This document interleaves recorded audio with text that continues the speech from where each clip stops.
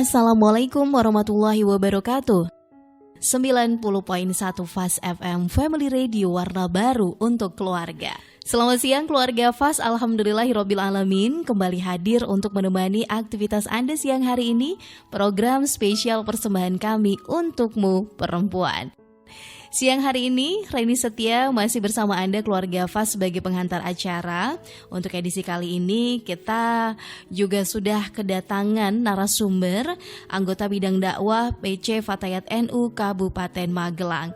Tema kita Jumat ini keluarga Fast tentunya berhubungan dengan bulan suci Ramadan, yaitu ketentuan fikih bagi perempuan berhadas besar di bulan Ramadan. Nanti keluarga Fast seperti biasa, Anda bisa bertanya langsung dengan narasumber melalui 314330 dan juga via WhatsApp 081578709640. Sudah hadir di studio kami Ibu Ulfa Hanim Fahri selaku anggota bidang dakwah PC Fatayat NU Kabupaten Magelang. Kita sapa dulu beliau. Assalamualaikum Ibu Hanim. Waalaikumsalam warahmatullahi wabarakatuh. Selamat siang juga Mbak Reni. Iya, kabar baik ya Ibu ya? Alhamdulillahirabbil alamin, baik-baik saja. Alhamdulillah. Sehat ya? Alhamdulillah. Masih puasa ini? Ya, alhamdulillah masih semangat Mbak Reni. Masih puasa ya? Iya, puasa. Masih puasa. Iya, nanti kita akan membahas lebih jauh terkait dengan ketentuan fikih bagi perempuan berhadas besar di bulan Ramadan atau di bulan puasa ini.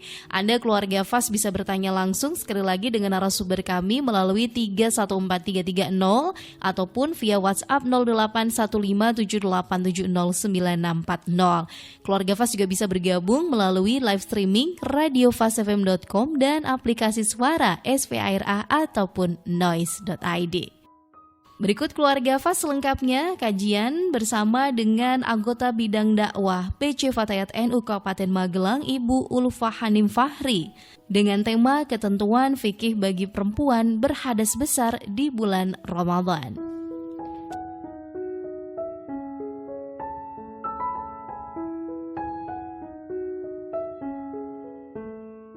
Assalamualaikum warahmatullahi wabarakatuh.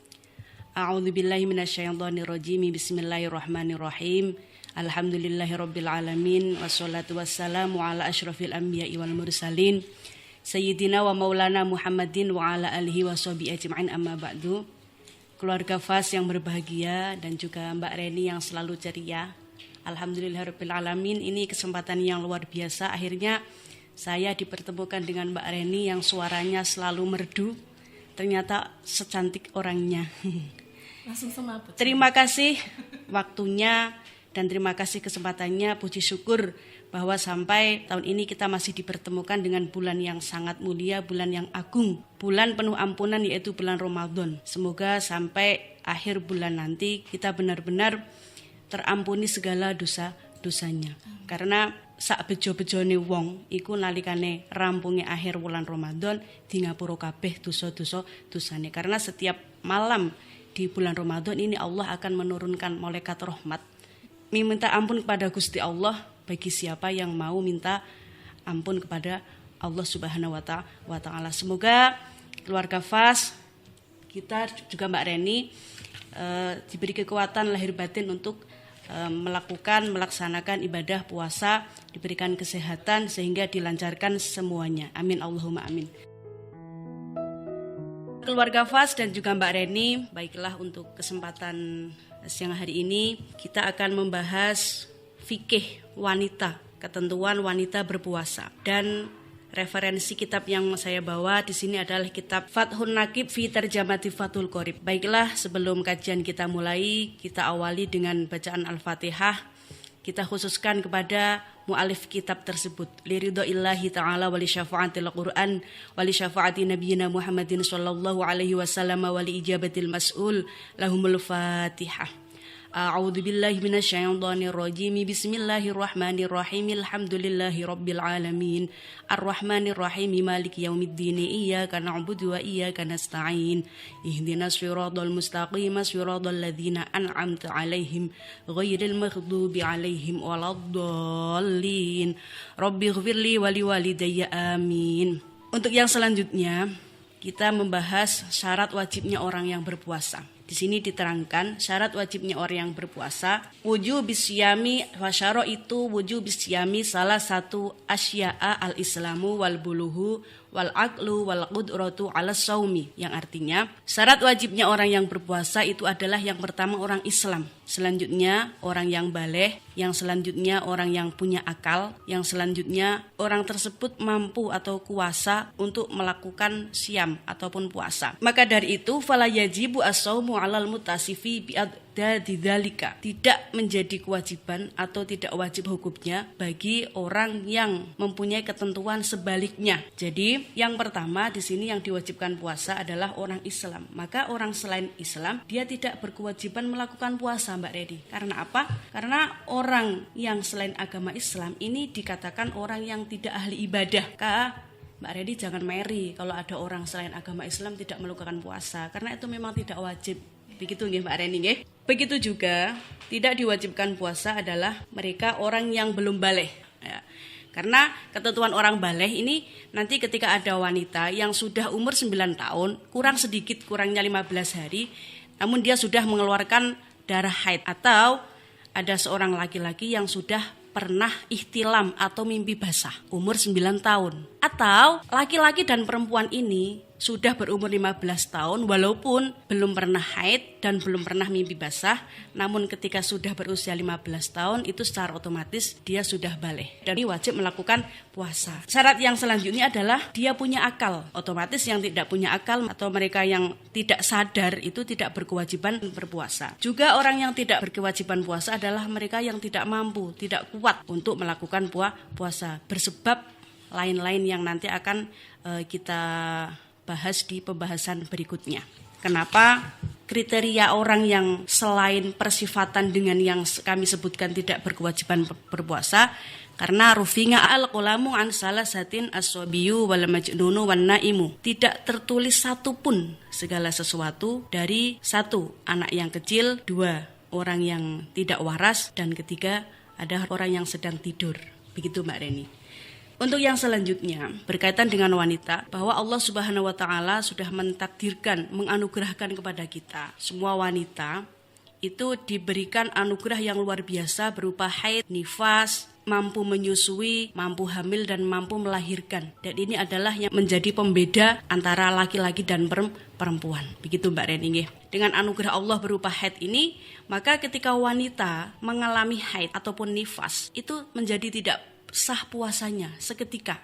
Jadi ketika kita kedatangan haid di siang hari atau sakwayah-wayah lah Mbak Redi, sampai bahkan jam 5 sore ataupun 5 menit sebelum buka puasa kita kedatangan haid, otomatis puasa kita menjadi tidak sah. Tapi kita mempunyai kewajiban yaitu mengqadha di hari berikutnya. Cuman ketentuan wanita mengqadha puasa ini memang berbeda sekali dengan ketentuan mengqadha sholat ketika wanita ini haid dan harus mengqadha sholat. Nah, kalau kita mengqadha haid itu cuman gampang sekali Mbak Reni ngitungnya. Mbak Reni utang poso 7 dino misalnya, nanti di tahun yang kedua Mbak Reni wajib mengqadha 7 hari itu. Berbeda dengan ketika mengqadha sholat karena kedatangan haid. Karena di sini kita harus mempertimbangkan yang namanya ja'al manik dan zalal manik. Jadi secara tipis-tipis aja kami singgung di sini bahwasanya ketika kita kedatangan haid meninggalkan sholat itu tidak serta-merta sholat yang kita tinggalkan itu kita qadha semua, tidak. Jadi cuman ada beberapa ketentuan yang nanti insya Allah akan kita bahas wonten ing pertemuan yang selanjutnya. Ngoten ya Mbak Reni ya. Sekarang yang sangat menjadi kebiasaan di kalangan umum di lingkungan saya juga terjadi, Mbak Bilih di tempatnya Mbak Reni juga terjadi, atau bahkan Mbak Reni juga pernah melakukannya sendiri. Ketika mendapati sudah suci di malam hari, misalkan di malam hari mendapati sudah free atau sudah suci, bersih dari haid, bersih dari nifas, padahal menjelang tidur menemukan dirinya belum suci. Namun ketika bangun dari tidur ternyata dia sudah kering dan benar-benar sudah suci. Jadi pelanggarannya suci itu ketika memang benar-benar kemaluan kita ini sudah tidak mengeluarkan bercak-bercak darah sekalipun itu warna coklat, warna kuning Mbak Reni. Atau kalau kita mengeluarkan itu namanya sudah madhi atau lendir-lendir putih. Nah, itu ditanda keluarnya warna putih, baik putihnya itu bening ataupun agak butak. Itu menunjukkan bahwa kita sudah suci dari haid. Lah, ini menemukan jam 11 malam kita sudah suci dari haid. Ya, terus buru-buru karena kepingin puasa di pagi harinya. Maka terus ini cepat-cepat melakukan mandi besar di malam hari. Gara-gara larak ngetutke poso paginya. Nah, ini bagaimana sebenarnya? Apakah memang hal seperti itu benar? Ketika kita akan puasa di pagi hari, apakah kita harus mandi besar di malam hari atau sebelum imsak? Atau hal lain, ketika kita berhubungan suami istri, dadi siji maratuwane sisan Mbak Reni nggih, harus buru-buru mandi besar setelah selesai melakukan hubungan suami istri gegara arak buru-buru cepat ngelakoni poso di pagi hari. Jadi sebenarnya yang wajib bagi kita mau melakukan puasa di pagi hari itu adalah niat di malam harinya Mbak Reni. Ya, niat di malam harinya. Terus kita sebagai seorang wanita biasa kita persiapan saja, kita sahur. Nah, setelah sahur, selesai sahur sudah imsak. Ya, sudah imsak. Kita belum mandi besar.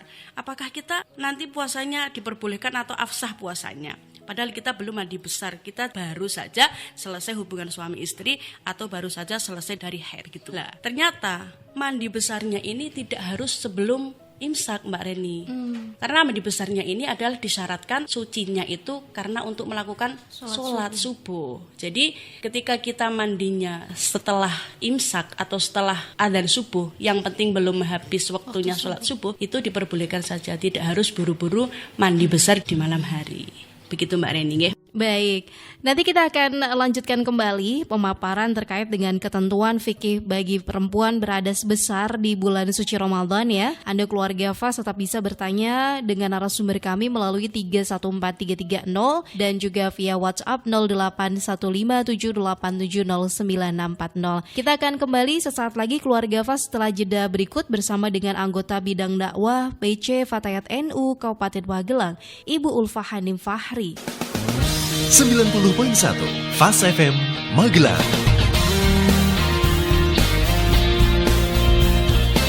Fast FM Magelang.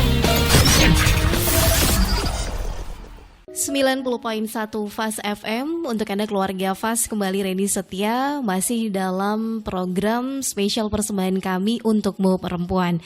Dan kita juga masih bersama dengan anggota bidang dakwah PC Fatayat NU Kabupaten Magelang, Ibu Ulfa Hanim Fahri, membahas terkait dengan ketentuan fikih bagi perempuan berhadas besar di bulan Ramadan.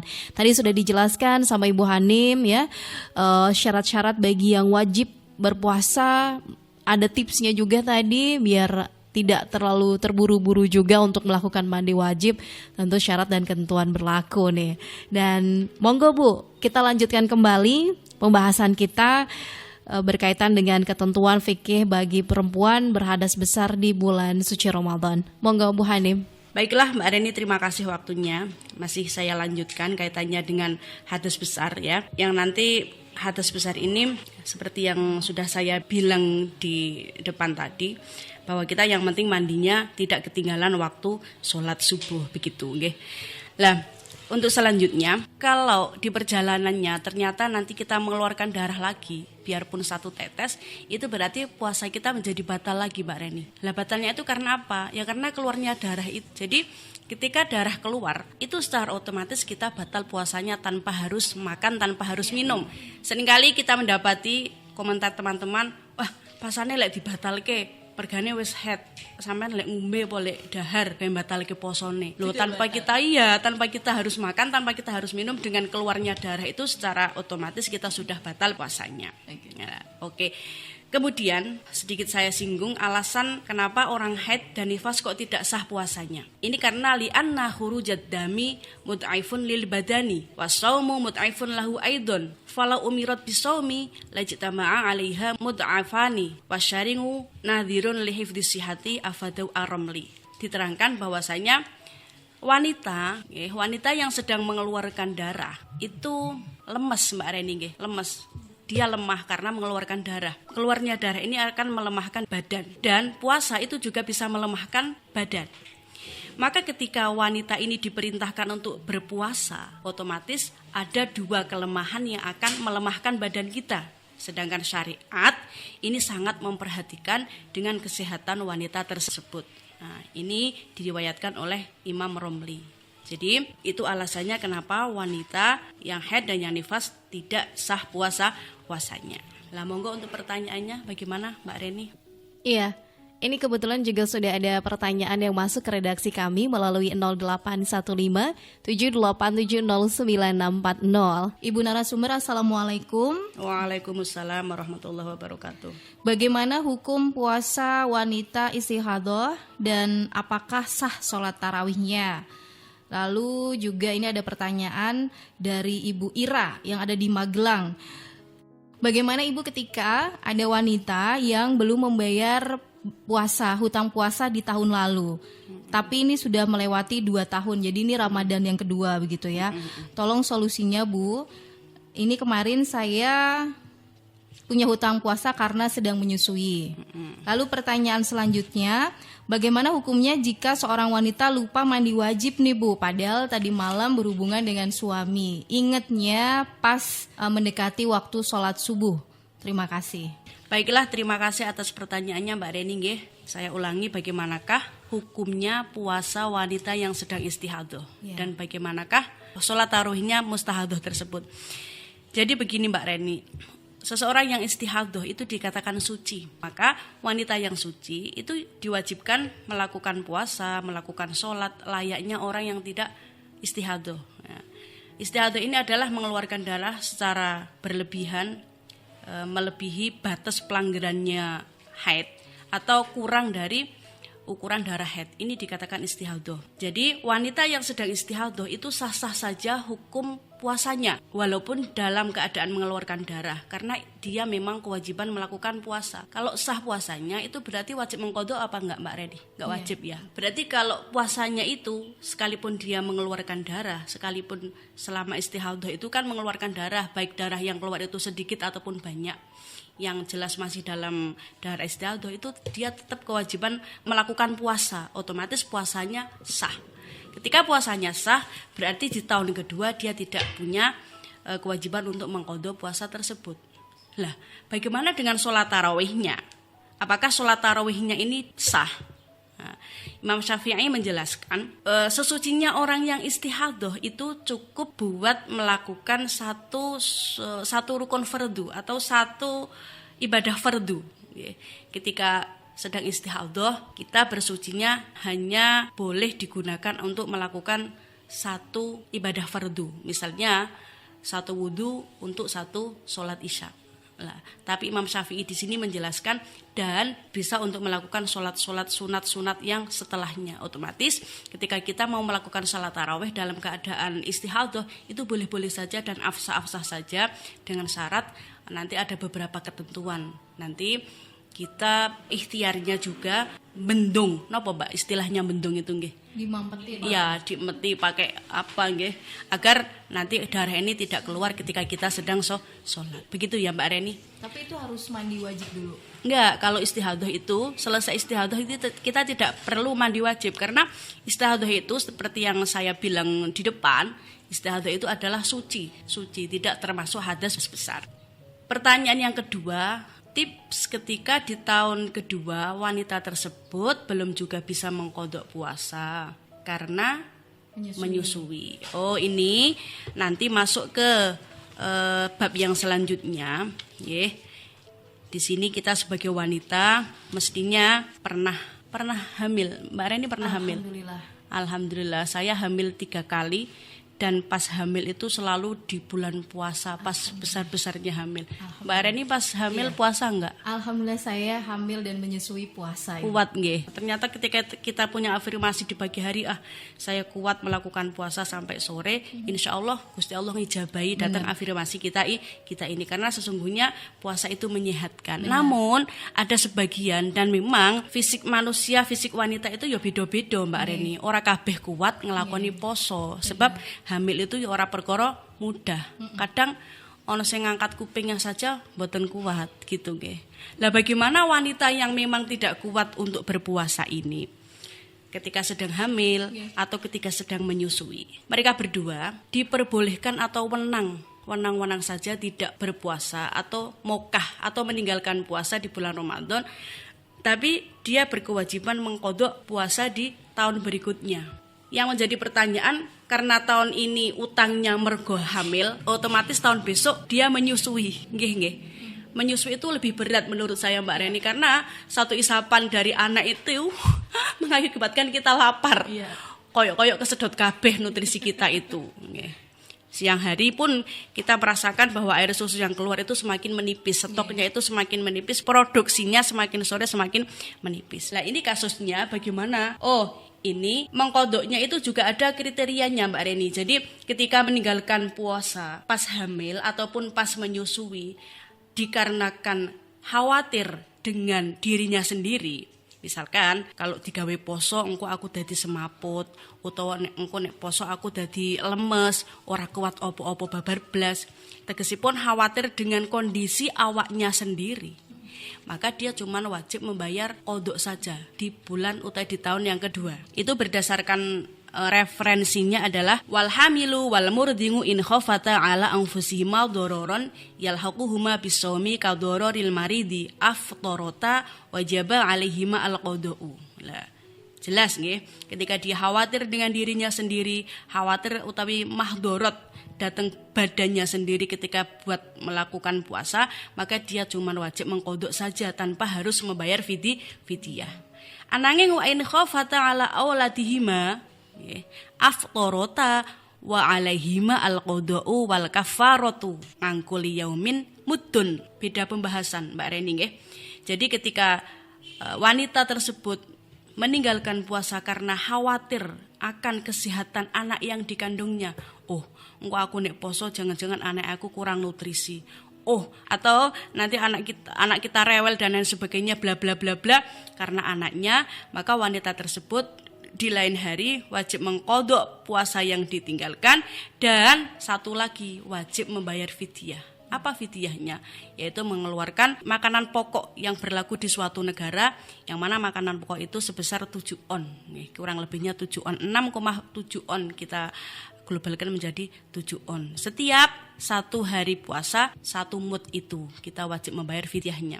Nah ini kaitannya dengan pertanyaan ketika di tahun kedua wanita tersebut belum juga bisa mengqadha puasa karena wanita tersebut harus menyusui, terus bagaimana solusinya? Padahal tahun ketiga dia hamil lagi, kepiye gue Mbak Reni? Otomatis tahun keempat dia menyusui lagi. Apakah dia terus dilipat gandakan hutangnya? Mboten Mbak Reni nggih. Jadi mereka yang punya hutang seperti itu nanti di tahun yang berikutnya wajib mengqadha datang poso-poso yang ditinggalkan, dan nambah lagi wajib bayar fidyah. Begitu Mbak Reni nggih. Jadi memang kita sebagai wanita harus mengerti tentang masalah ini, ora terus gawe gampang. Boleh kok orang yang sedang hamil atau orang yang sedang menyusui tidak melakukan puasa, tapi juga ada syarat ketentuan atau konsekuensinya. Begitu Mbak Reni, bisa dimengerti nggih? Insyaallah ya. Jadi sudah tidak ada kekhawatiran lagi terkait dengan meninggalkan ibadah puasa ketika hamil ataupun menyusui, itu sebenarnya diperbolehkan. Cuma memang cara membayarnya tetap ada ketentuan dan juga syaratnya.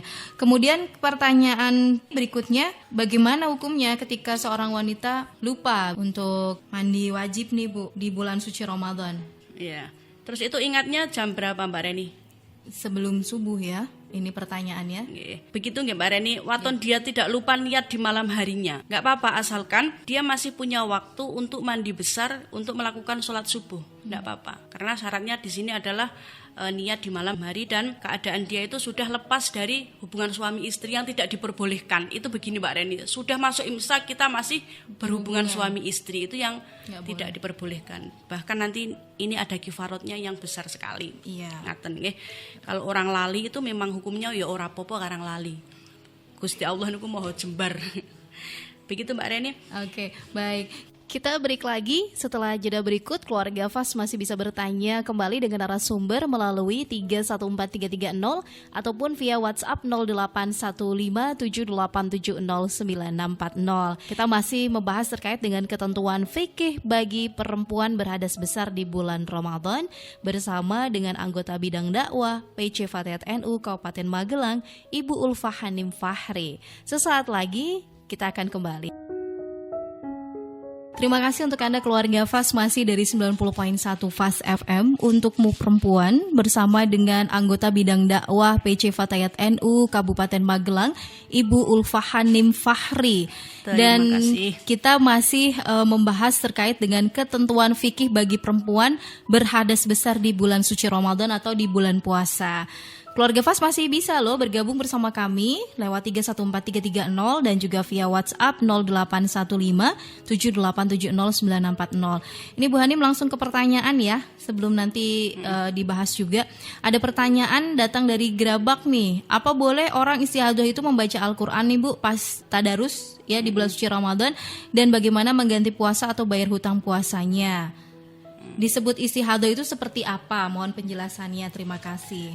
Terima kasih atas pertanyaannya. Istihadah itu adalah darah yang keluar selain darah haid. Jadi orang yang mengeluarkan darah lebih dari pelanggarannya haid atau kurang dari harinya haid, maka darah yang keluar itu dinamakan darah istihadah. Lah orang istihadah itu hukumnya suci, cuman dia penyakit saja. Persis dengan orang yang sedang keputihan, orang yang sering mengeluarkan air madi misalnya ya. Hukumnya seperti itu. Jadi dia hukumnya suci atau tidak hadas besar. Maka ketika dia mau membaca tadarus Al-Qur'an, bahkan tadi disebutkan kalau mau sholat taraweh, itu sah-sah saja, bisa-bisa saja diawali dengan wudhu, seperti wudhunya orang yang sedang tidak daimul hadas. Wudhunya biasa-biasa saja.